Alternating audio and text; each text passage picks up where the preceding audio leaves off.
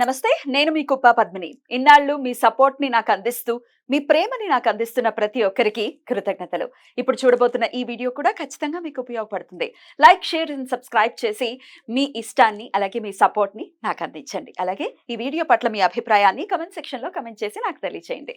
నమస్తే, welcome to our channel. నేను కుప్ప పద్మిని. ప్రస్తుతంతో పాటు ప్రముఖ ఆధ్యాత్మికవేత్త, వాస్తు జ్యోతిష పండితులు, లలిత ఉపాసకులు, వాస్తు జ్యోతిష శిక్షణ నిపుణులు బ్రహ్మశ్రీ నానాజీ పట్నాయక్ గారు మనతో పాటు ఉన్నారు. మాట్లాడతాం సార్. నమస్తే సార్. శ్రీమాత్రే నమః. సార్, మాఘ అమావాస్య వచ్చేస్తోంది. శనివారం సాయంత్రం మొదలవుతోంది అమావాస్య తిథి. ఆదివారం మధ్యాహ్నం వరకు ఉంటుంది. ఎప్పుడు చేసుకోవచ్చు? ఈ అమావాస్యని ఎలా వినియోగించుకోవచ్చు సార్? ఈ అమావాస్య ప్రత్యేకంగా ఏంటంటే అమ్మ, కుంభరాశిలో జరుగుతుంది అమావాస్య. ఎప్పుడైనా సరే గుర్తుపెట్టుకోండి, కుంభరాశిలో అమావాస్య జరిగింది అంటే వాళ్ళు ఎప్పటి నుంచో ఉన్నటువంటి సంకల్పం నెరవేరడానికి అమ్మవారు అనుగ్రహిస్తుంది అని అర్థం అనమాట. ఇప్పుడు మనకి జ్యోతిష్ శాస్త్రంలో 3, 7, 11 స్థానాలు అంటారు. 3 అంటే మీ ప్రయత్నం, 7 అంటే ఆ ప్రయత్నం కంటిన్యూ అవ్వడం. అంటే ఉదాహరణకి ఇక్కడ నుంచి ప్రారంభం అయ్యారు, 3 అంటే ప్రారంభం అవ్వడం, 7 అంటే ఒక జర్నీ సాగడం, 11 అనేటువంటి డెస్టినీని రీచ్ అవ్వడం. సో 3, 7, 11 కాంబినేషన్ అంటారు. అందుకే 3వ స్థానం అనేది మనకి కామన్ గా చూసుకున్నట్లయితే ధైర్య స్థానంగా చెప్తారు, దారిద్ర స్థానంగా చెప్తారు. రెండో అది. 3వ స్థానాన్ని ఎవరికైనా చూడండి, ఇప్పుడు మనకి ఒక ఎంగేజ్మెంట్ జరుపుకుంటారు చూసారా ఏదైనా, దాన్ని 3వ స్థానంగా చెప్తారు. 7వ స్థానం వివాహం అంటారు. ఆ సక్సెస్ఫుల్ అవడం అనేది 11వ స్థానంలో ఉంటుంది. 3, 7, 11 కాంబినేషన్. అలా మీరు ఏదైనా ఒక ప్రయత్నం కొనసాగింది, దాని జర్నీ జరిగింది, కానీ ఎండ్ వచ్చేసరికి మీకు ఫలితం లేదు అని అనుకున్నప్పుడు ఈ మాఘమాసంలో వచ్చే అమావాస్య ఏదైతే ఉంటుందో, కుంభరాశిలో రవిచంద్రుడు ఎప్పుడైతే కలుస్తారో ఆ రోజు అమ్మవారి ఆరాధన మీకు ఖచ్చితమైన లాభాన్ని ఇస్తుంది. ఎందుకంటే న్యాచురల్ 11th హౌస్ అది. కుంభము అనేటువంటిది న్యాచురల్ 11th హౌస్. అంటే ఏమిటి, నీకు లాభం రావట్లేదు అంటే నీకు పూర్వజన్మ కర్మ ఎక్కడో ఏదో అడ్డుపడుతుంది. సహజంగా వీళ్ళ కొంతమంది జాతకాల్లో కూడా 11th హౌస్ పాడవుతుంది, బాగా పాడైపోతుంది 11th హౌస్. అంటే వాళ్ళకి అసలు ఎంజాయ్ చేయరు, ధనం సంపాదిస్తారు కానీ ఎంజాయ్ చేయరు 11th హౌస్ కనుక పాడైతే. చూడండి, కొంతమంది మీరు బాగా సంపాదిస్తారు, ఆయన జీవితం అంతా కూడా పొద్దున్నే లేచాడా ఫ్యాక్టరీలని, బిజినెస్లని, అతని ఇదని హడావిడిగా తిరిగాడు, లైఫ్ అంతా అయిపోతుంది, అతని జీవితం అయిపోతుంది. కానీ ఆయన డబ్బులు సంపాదించిన ప్రతిదీ కూడా వాళ్ళ కొడుకులో, మనవరాల్లో వాళ్ళు అనుభవిస్తారు. వీళ్ళేమో కష్టపడతారు, వాళ్ళు ఎంజాయ్ చేస్తారు. అదే జాతకంలో కనుక 11th హౌస్ కూడా బాగుంది అనుకోండి, అప్పుడు వీళ్ళు అనుభవిస్తారు, లేకపోతే అనుభవించరు. That is the 11th house.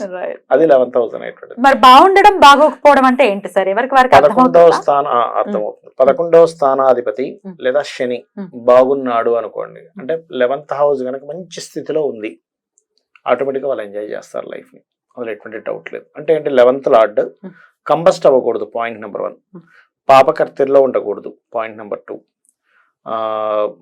దాన్ని కొన్ని అవస్థలు ఉంటాయి, బాల్యావస్థలో ఉన్నా సరే పెద్దగా అది ఫ్రూట్స్ ఇవ్వదు. బాల్యావస్థ అంటే స్టార్టింగ్ డిగ్రీస్ లో ఉంటుంది బాల్యావస్థలో ఉన్నా కూడా. అదే విధంగా వృద్ధావస్థలో ఉంటుంది, అంటే ఎండింగ్ డిగ్రీస్ లో ఉంటుంది, అప్పుడు కూడా సరిగ్గా ఇవ్వదు రిజల్ట్. షడ్బలాల్లో తక్కువ షడ్బలాలు ఉంటాయి దానికి, అప్పుడు కూడా రిజల్ట్ సరిగ్గా ఇవ్వదు. ఇలాగా దాని అంశ చక్రంలో, ఇప్పుడు మనకి రాశి చక్రంలో ఉచ్చల స్థితిలో ఉంది, కానీ అంశ చక్రంలో నీచంలో పడింది అనుకోండి, ఇవ్వదు. అంటే స్టార్టింగ్ లో అది అద్భుతంగా అనిపించినట్టు అనిపించి దాని తర్వాత డౌన్ ఫాల్ స్టార్ట్ అవుతుంది. ఆ రకంగా లాభస్థానం పాడైతే వాళ్ళు ఎంజాయ్ చేయరు లైఫ్. సక్సెస్ అనేటువంటిది ఎంజాయ్ చేయరు. మీరు గమనించవచ్చు, లగ్నంలో కనుక దారిద్ర్య యోగం పడి లాభస్థానం పాడైపోయిందంటే ఇంక జీవితం ఇంకా. అలాంటప్పుడు కూడా మన జీవితం మారేది అమావాస్య నాడు చేసే అమ్మవారి పూజ. దానికి కూడా ఉంది, దానికి కూడా ఉంది. మీరేం కంగారు పడద్దని చెప్తుంది అమ్మవారు. మాకు కావాల్సింది, ఎందుకంటే ఫస్ట్ ఆఫ్ ఆల్ సబ్జెక్ట్ గురించి నాలెడ్జ్ ఉండొచ్చు, ఉండకపోవచ్చు, అర్థం కాకపోవచ్చు, జాతకం ఉండొచ్చు, ఉండకపోవచ్చు. ఒకవేళ నిజంగానే జాతకం తెలిసి మా జాతకం ఇలాగే ఉందండి, మరి మాకేంటి ప్రత్యామ్నాయం? అంటే ఒకటే, అమావాస్య ప్రత్యేకంగా అమ్మవారి ఆరాధనలో లలితా సహస్రనామాలు చదవడము లేదా వినడం తప్పేం కాదమ్మా. వినడం తప్పని ఎవరైనా ప్రచారాలు చేస్తారు, విష్ణు సహస్రనామాలు కానీ లలిత సహస్రనామాలు కానీ వినడం తప్పు అని ప్రచారం చేశారంటే దానంత పాపం మరొకట్లేదు. అది మనం వినొద్దు, ఆ మాట వినొద్దు కరెక్ట్ చెప్పారు. వినడం తప్పింది అవుతుంది, అది పాపం ఆ వినడం. నమస్కారం పెట్టి మన పరిమాణం చక్కగా వినొచ్చు, లలిత వినొచ్చు, విష్ణువు వినొచ్చు సహస్రనామాలు.